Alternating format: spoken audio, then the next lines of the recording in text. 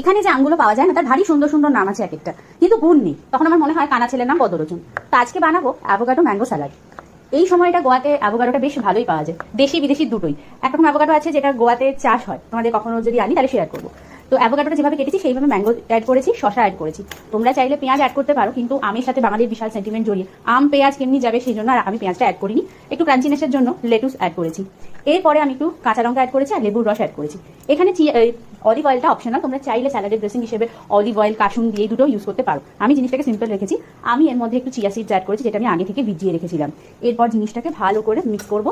এরপর আমি যেটা করেছি এর মধ্যে একটু ফ্রেশ ক্রিম দিয়েছি, জিনিসটা একটা ক্রিমি টেক্সচার আনার জন্য। তোমরা এখানে যদি আরো লো ক্যালোরি করতে চাও দেন হ্যাঙ্কার ইউজ করতে পারো, ড্রেসিং হিসেবে একটু মধু ইউজ করতে পারো, সেটা কতটা ক্যালোরি তোমরা নেবে সেই হিসেবে। আর একটা জিনিস, ক্রাঞ্চিনেসের জন্য তোমরা রোস্টেড পিনাটও অ্যাড করতে পারো। বাইরে বৃষ্টির সাথে এই সুন্দর স্যালাডটা কিন্তু বেশ ভালো জমে গেছে। তোমরা অবশ্যই ট্রাই করো, কেমন লাগলো জানিও। টাটা, বাই বাই, দেখা হবে পরের একটি ব্লগে।